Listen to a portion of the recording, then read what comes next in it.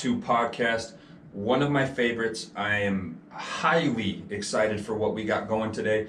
And it's a little bit hits closer to home, and I hope that other people can take bits of knowledge and bits of information from this and possibly go a route that you would like to go. So first and foremost, the Iron Chapel. I am one of the owners of the Iron Chapel here. Strength and conditioning at its finest. What we're trying to do is empower performance and increase athleticism, period. That's it. So we give an individualized approach geared towards reaching next level for athletes. We want to make sure that we provide them with the most tools that they can have to increase their performance on the field. We're not a sports-specific gym putting bands on baseball bats and jumping with bands and all this stuff. That's not how it goes. We need to make sure we can increase the performance traits to ensure success or to increase the chance of success. So if you're interested, we got one-on-ones, we got group trainings, we got whatever you need, we can help you. Reach out to us at Coach Workman, at Coach_Workman on Instagram, or the Iron Chapel on Facebook. Next and last is Nutridyne, okay? I am affiliated with Nutridyne for one reason. You know what you're getting, the testing's there, the quality's there. You're not just getting something from GNC or whatever it is. So we want to give the people that listen to this podcast an opportunity to empower your performance through supplementation and nutrition. So listeners of this podcast get 20% off on supplements. You just need to reach out to me on at Coach_Workman or on Facebook at Coach Workman. So Nutridyne is a medical supplement company geared towards addressing the underlying causes of disease and maximizing performance. Like I said, listeners of this podcast get 20% off and a free medical supplement consultation with me. So today, glad we're done with that. Today, we have a podcast all about Power Athlete, everything Power Athlete. So we're going to go over what Power Athlete is, what is the Block 1 experience, why should you do the Block 1, why shouldn't you do the Block 1, and my experience through that. What we're not going to do is give pointers and tips and secrets and what did I do, what did this person do, why did I pass, why didn't this person pass. It's not how it goes. We want to make sure that we have a huge, high barrier of entry for coaches so that we get the best of the best. So that the people that are signing up are the people that we want to hold as a Block 1 coach. There's a responsibility that comes with that. And that's why I levitated towards that. That's why I was pushed into that, because that's what I want. That's what I want for my athletes, that's what I want for myself, and anybody else that wants to go that direction. So, like I said, the Power Athlete Block 1, but we're going to start from 2012. We're going to start way back. So, how did I even get to Power Athlete? Power Athlete started originally out of a need, and it started out of performance in CrossFit. So CrossFit started. John Wellborn, CEO of Power Athlete, was approached and asked if he could talk and help train performance for CrossFit athletes. At that time, John Wellborn just got out of the NFL. He played 10-year stint in the NFL, and then he was progressing from that NFL career into what he does now. So how did I find Power Athlete? And to be completely honest and straightforward, I found Power Athlete through a good buddy named Sam Haroff. So Sam had been listening to Power Athlete Radio early on. Right when he graduated, I still had 1 or 2 more years of college football, I believe. Feeling old now, it's been a while. Had 1 or 2 more years, and I asked him, like, what are you listening to? What are you reading? What is all this stuff? Because Sam helped instill what I carry with me for coaching now. So he, the hard work, the dedication, the 45 pounds is always going to be 45 pounds. It doesn't matter. There's no BS. It's very black or white in the weight room. You can either do it or you can't do it. And so I took a lot of knowledge from him, even if he didn't know that. So he turned me on to Power Athlete Radio. Power Athlete Radio had just started, and they were still with CrossFit. So at this point, they were still affiliated with CrossFit. They were doing what was called CrossFit football. So if anybody remembers that, back in the day, it was performance-based CrossFit under the CrossFit umbrella. But John Welborn was the creator of CrossFit football. And so I just started diving into it.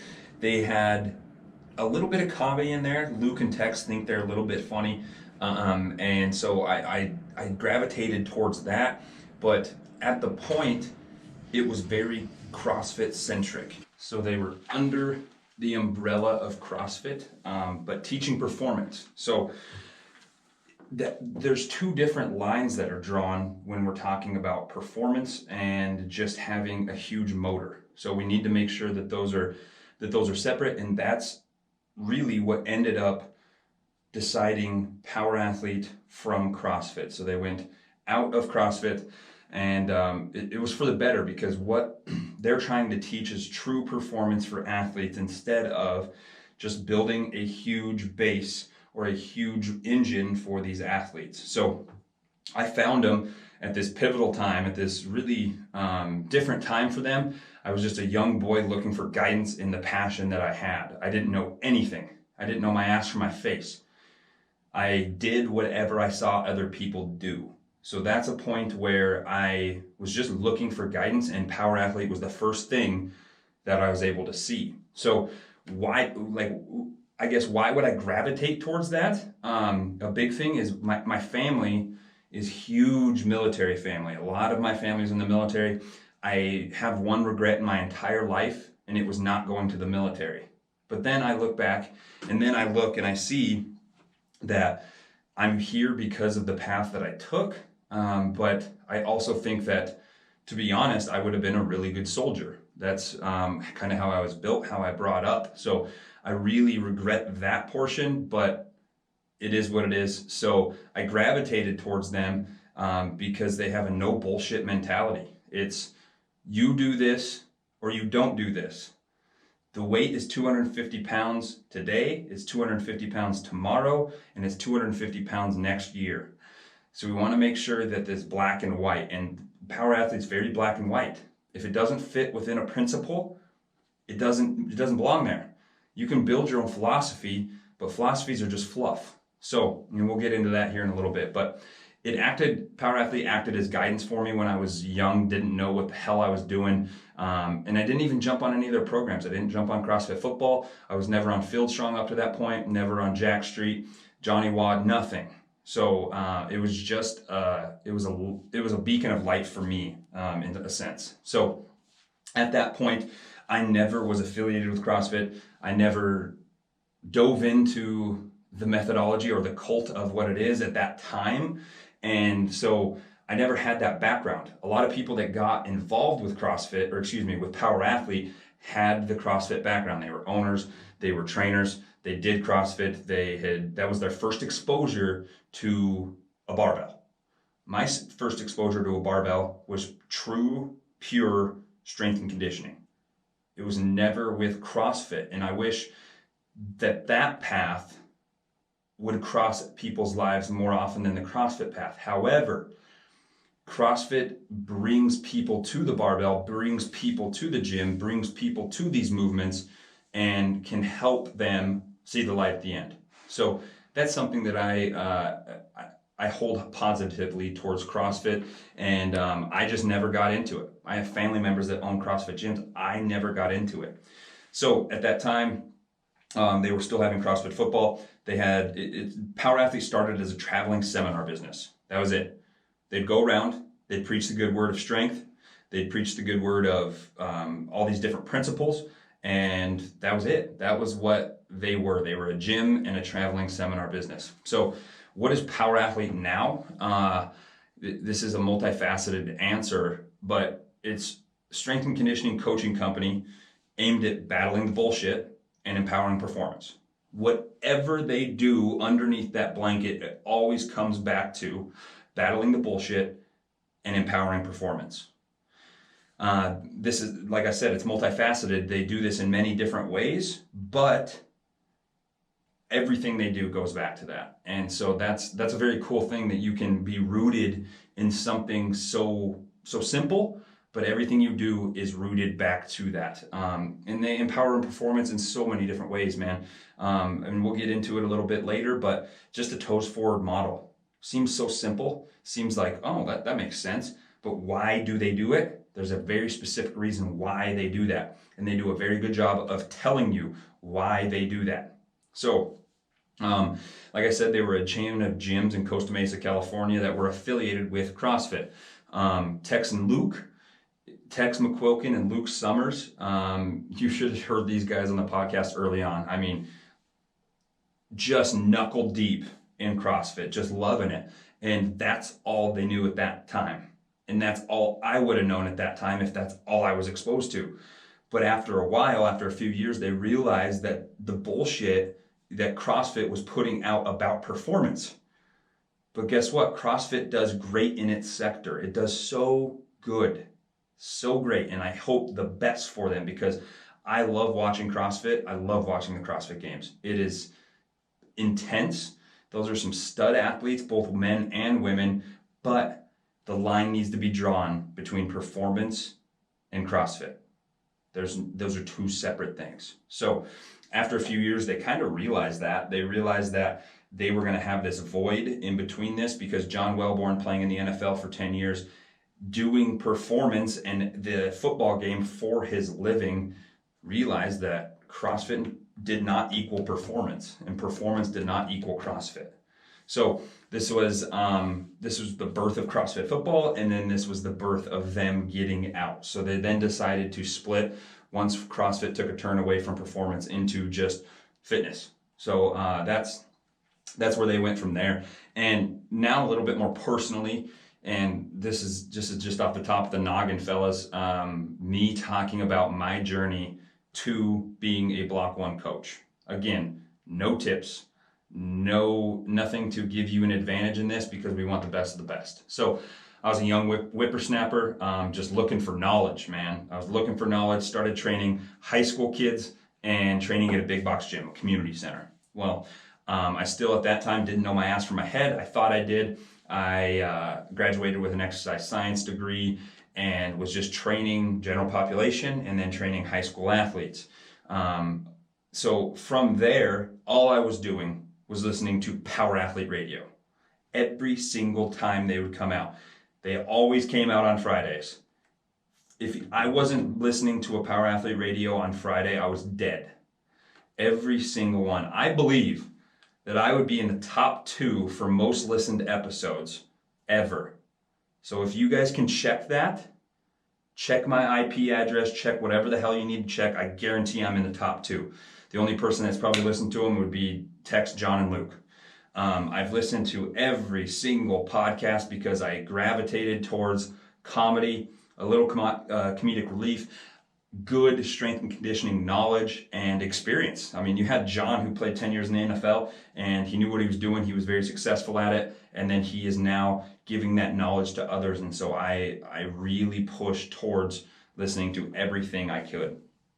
Years go by and I'm still following the boys at Power Athlete. Never truly jumped on a training program yet. At this point, I was dabbling, building my own philosophy off of these principles, kind of just getting my feet wet in the industry. So I was never truly on a program like Jack Street or Field Strong, but I was following them very, very closely. And I finally decided in 2019 to go to the Power Athlete Symposium.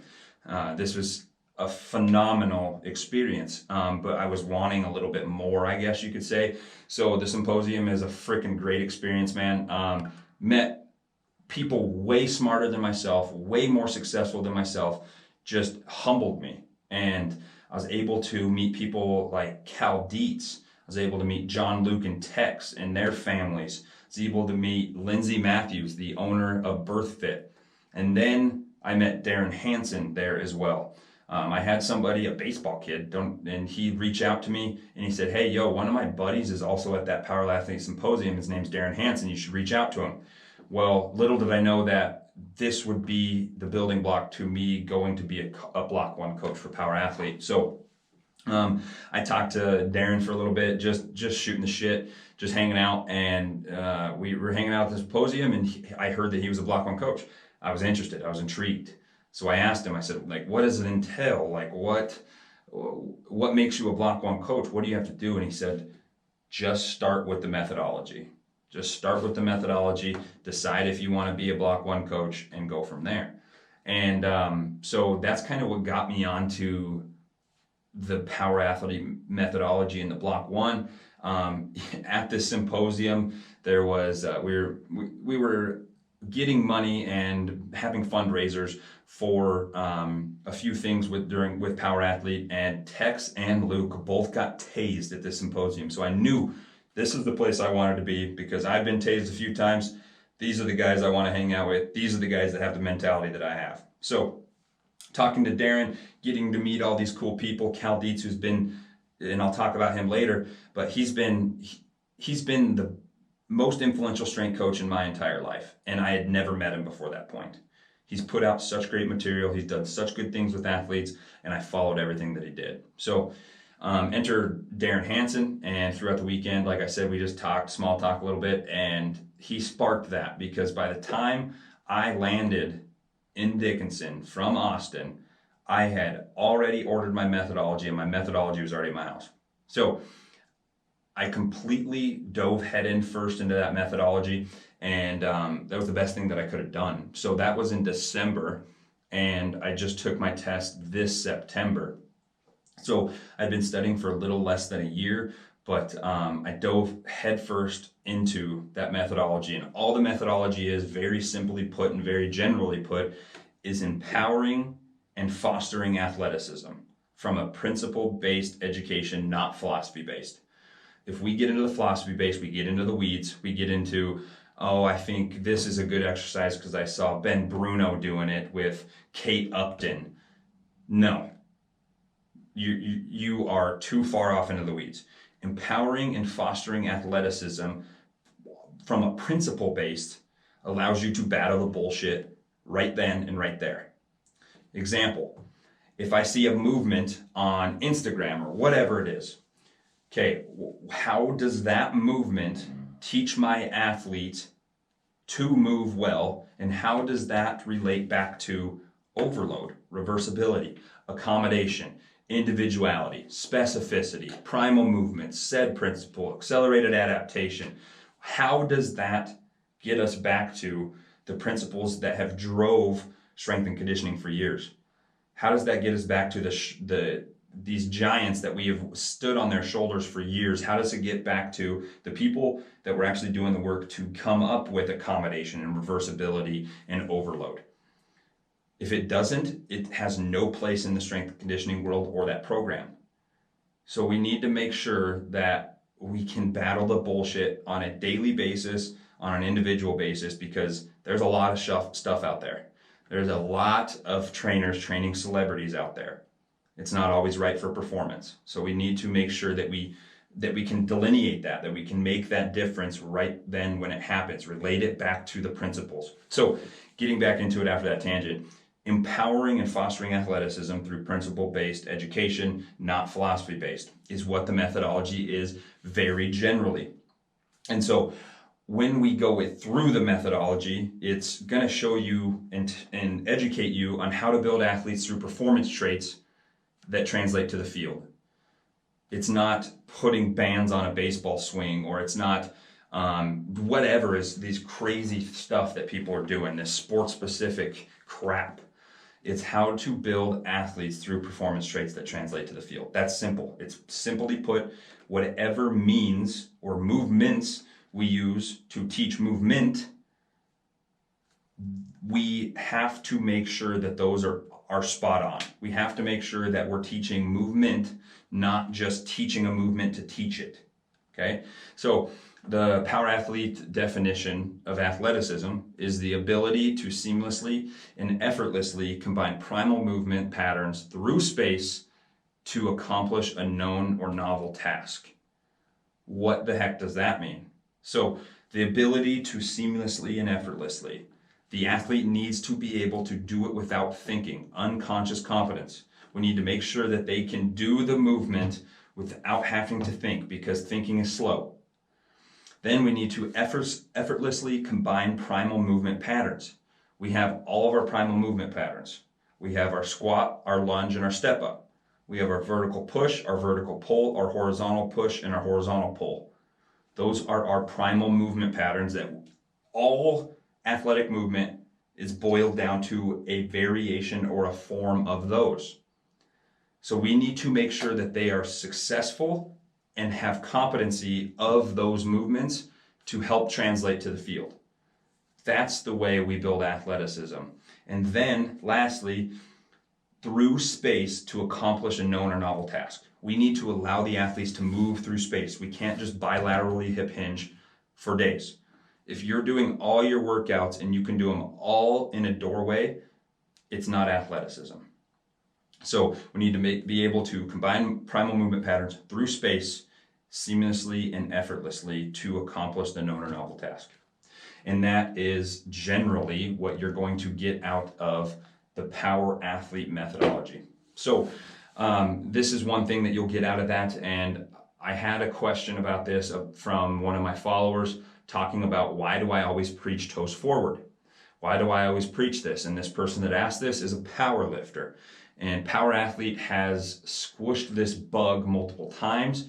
But the toes forward model is not, our goal is not to have athletes squat to squat. We're having them squat to translate to the field.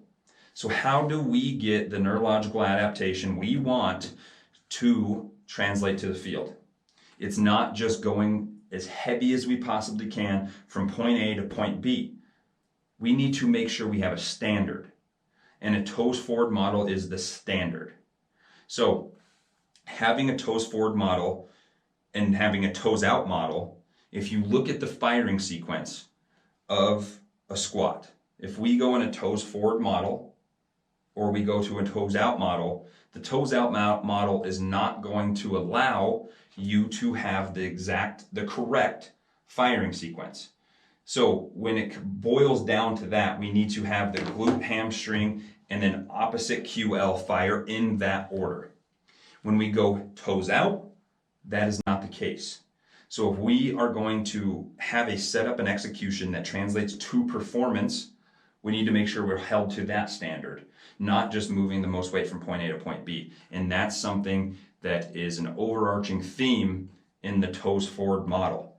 And an awesome way to show or tell these athletes, you have them sit in a universal athletic position, toes forward, and then you externally rotate those feet out.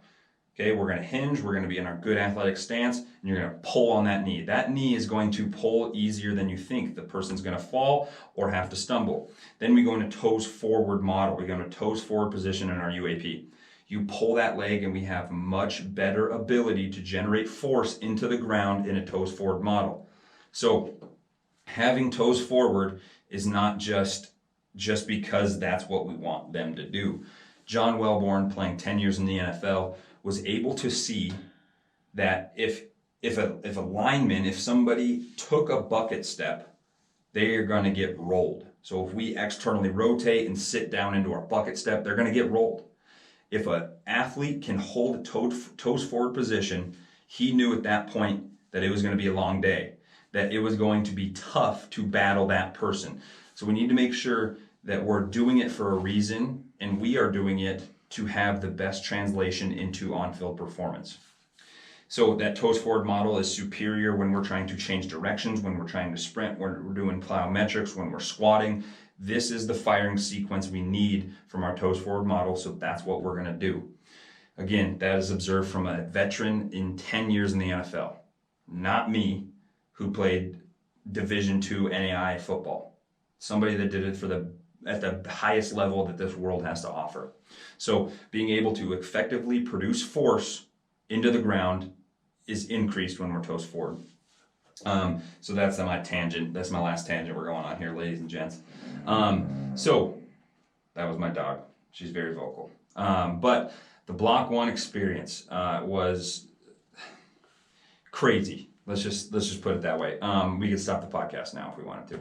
But what is the block one to start? So what is the block one? It's the hardest but most gratifying experience, and you could call it a test experience in the world in strength and conditioning. It's not a seminar. You're not going there to look at, oh, this guy trains at USC, well, I'm only at UCF, so he has better athletes, therefore he's a better strength coach. That is not true strength and conditioning. That's collegiate strength and conditioning right now, but that's not true strength and conditioning. So again, it's not a seminar. You're truly going there to become a better coach. They are going to test you like no other. Nothing is given, everything is earned, and if you are not prepared, you leave home empty-handed. It's happened more than you think. Many people have come there not prepared. Many people have come there and not been able to perform at the highest stage, and they left empty-handed. And that's not a good feeling, fellas. So be prepared when you go there, or if you do go there, because nothing is given.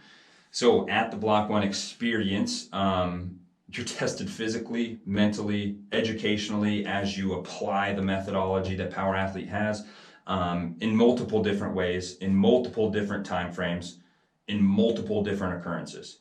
Everything you do is tested. And that's all I'm going to say with that. You're being tested physically, mentally, and educationally as you go through the entire weekend. It's not sitting in front of this laptop, looking at a picture of an athlete doing a box jump and saying, what's wrong with this?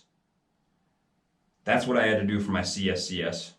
And that's the governing body that allows me to train athletes. And quite frankly, it's a very inferior and incomplete test. However, you're going to jump through the hoops that you need to jump through to get there. So the Block 1 experience, you're getting tested physically, mentally, educationally as you apply this methodology, and you're getting to talk to these people that have done this for a living, that are the best the best coaches you've ever met, and they are, one, feeding into you, but two, holding you to a standard. Because if you're a Block 1 coach, you reflect them and they reflect you. So we need to make sure that you're at this standard, that you can hold the responsibility and the standard to be a Block 1 coach. And that's the reason why many people leave empty-handed, because they're not going to hold that standard. So this gets us to who should attempt this test. Well, what I'm going to tell you is who shouldn't. If you are not mentally strong, don't go to the Block 1. If you think you know it all, don't go to the Block 1. If you are not going to empty your cup, don't go to the Block 1. This is serious, people. They aren't going to, they are not going, they'll see through the bullshit, because that's what they do for a living. So iron sharpens iron as you go there. You need to feed into these people, and they're going to feed into you and help you with knowledge and give you all this stuff. And they're going to give you all the tools you need to be successful. It's what you do with those tools to make you successful that's going to dictate Block 1 or not. So these people are serious about fostering athleticism. That is the whole goal. There's no other place to go in the world if you're truly trying to be better a coach for performance. Is there better places to learn communication? I would go talk to Brett Bartholomew. Is there a better place to learn how to do whatever? Yes. Is there a better place to learn how to be a better coach for performance? No. Hands down. I can say that with very high confidence. So it's not sports-specific training. It's not all this stuff. It's fostering athleticism. So my experience was just under 1 year of studying. You can ask my wife. It was every single night, even if it's for 5 minutes before I fall asleep and start drooling on my book. Going through the methodology was a grind, but it was so educational. They do a really good job of being able to retain the knowledge. They want to give you the tools, but they're going to hold you to a standard of those tools to be successful. So I was able to study and apply the principles each day was what really helped. I was able to read Bedrock. That's one of their foundational programs. Read Bedrock and apply it. I was able to do that stuff that helped ingrain that in my brain. And I think that was why I was able to be halfway successful. this experience and power athlete as a whole means a ton to me. It's just, you can ask my wife. It's very annoying because on Fridays I'm doing nothing but listening to Power Athlete podcasts. This whole year I was just training and getting experience and reading through the methodology. I don't know why, but I think that the guys at Power Athlete and everything they do aligns with what I like and what I do so much that it means a shit ton to me. The Power Athlete methodology, the Block 1 experience, Power Athlete as a whole, I've always just pushed towards that. I've always just wanted to be a part of it. It's a brother and sisterhood that is different from any other brother and sisterhood. Because you got Navy SEALs, you got medical doctors, you got physical therapists, strength coaches, teachers, military, army, whatever it is. You have all these people with all these different backgrounds, and you get to be a part of those people, and it is freaking awesome. And so I've gravitated towards that, and it's something that you can't get anywhere else. And so I was very, very nervous, obviously, because it meant a shit ton to me that I was so nervous. And I was trying to explain this to people. And I want to put this image in your guys' mind real quick. I was getting married on September 27th of last year. And I was up above the place where I was getting married. So I'm looking at the altar. I'm looking at the pews down there. And I see all these people, tons of people, hundreds of people that came there for me and Kelby, me and my wife. And I almost got sick to my stomach. It hit me then. I knew I was going to marry this girl. I knew we planned this wedding, or she planned this wedding. I knew all this stuff. But I was so nervous once I saw all these people file in, and those people were there for us. I've never been so nervous that I felt like I was going to puke. The one occasion was when I was married, and the one occasion was when I was waiting to see if I passed the Block 1. I thought I was going to puke. I don't get nervous. You know those people that do hard conditioning and they throw up? I've never done that, ever. And I was about to freaking puke. That's how much it meant to me to be able to go through that experience. Win or lose, I got to go through the experience. And that's how I looked at it. So physically, I was challenged over my limits. It was something where I just had to go to a dark place in my head and do it. We had some grueling workouts. And you just had to get in your head and go. Because if you thought about it, you were going to fail. I'm not going to give any hints on those workouts, but they were brutal. So be physically prepared. Mentally, I was broken down. I was overloaded with knowledge. I kept on, I need to study these note cards. I need to look at the methodology. I need to know how to teach this. It was too much. And so, by design, very much by design. And so I was mentally broke down, and educationally I was exhausted. I was absolutely exhausted. But the thing is I studied enough so that I was competent, but I was still nervous. I didn't know how I did. So my overall experience is you are tested on everything.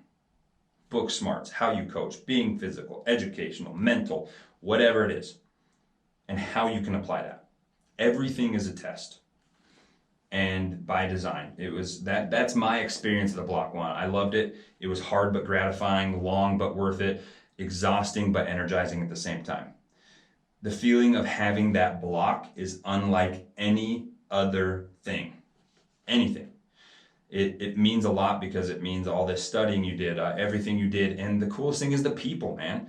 You get to be a part of every Block 1 coach in that group is smarter than I. Every one of them.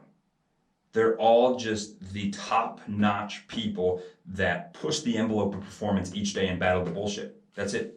You get to be a part of this brother and sisterhood that is so cool, man. It's really cool. And to hold the standard of a Block 1 coach and have the responsibility to battle the bullshit each day is awesome. So since everyone doesn't pass, you get the cream of the crop. You get the people that deserve it. So you get to be a part of this elite group of individuals and continue to just push that envelope. Keep on pushing, giving ideas, getting ideas, emptying your cup, filling your cup. And these are the best individuals, best coaches in the world. And like I said, it's a brother and sisterhood that you, unlike any other, that you don't get from anywhere else. So that's very, very, very cool. And I wouldn't trade it for anything else. And so why do I think that Block 1 is superior to the others? One, you don't sit in front of a screen looking at pictures of multiple choice questions and call yourself a coach. There's loopholes that you have to jump through, so I'm not going to get through that. You have to suffer physically, apply the training, apply the knowledge. You have to do all this stuff so that they know you know your stuff, and so you can elaborate on that. And it's not like a CrossFit level 1. You don't just pay the money, go there, everybody passes, everybody gets an attaboy, here's your participation trophy, here's your participation ribbon. No, everything is earned, everything. So it's not like CrossFit level 1 that everybody passes. CrossFit just wants your money.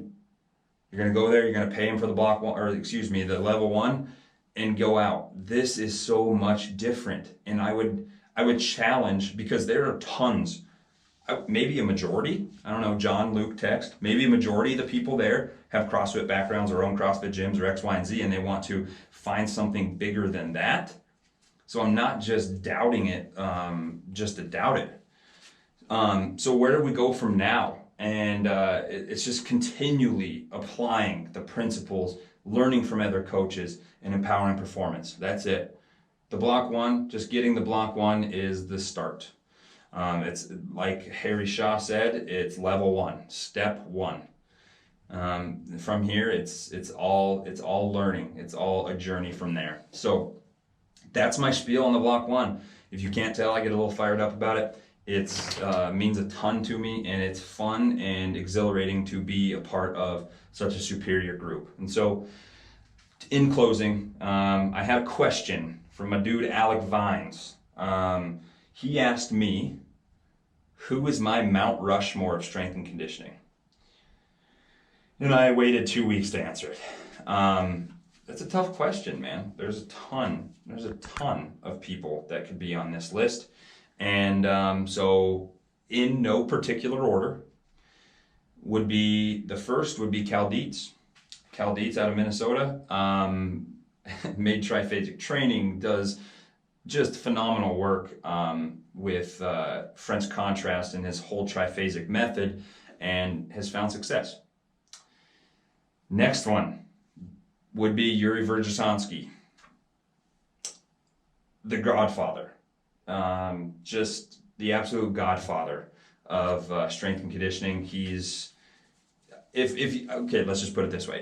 If I'm saying his name and it doesn't ring a bell, ask some questions, okay? Charlie Francis, number 3. Charlie Francis has multiple books, but Charlie Francis Training Systems. Big thing that Power Athlete uses that I've caught on and really like about Charlie Francis is his dynamic med ball work and being CNS efficient for everybody. And then number 4, as a collective, Power Athlete. Reason behind this is they take all 3 of those above mentioned people and combine them into a training system. One of the most important things about Power Athlete would be their toes forward model. Well, that came from John Wellborn. And so as a collective with Harry Shaw, all the Block 1 coaches, John, Luke, and Text, everybody, they would be on there too, because they've put all this huge information that's hard to digest into a principle-based strength and conditioning company. So that would be my Mount Rushmore right there, those 4. And I appreciate you guys listening. If you guys have questions about the Power Athlete Block 1 experience, if you have questions about what Power Athlete is, who Power Athlete is, reach out. I would love to help you guys and get you started off in the right direction. So again, thank you guys for everything you guys do. And we will have another NLX2 podcast next Friday. So have a great one. Thank you guys, and reach out if you have any questions. Later.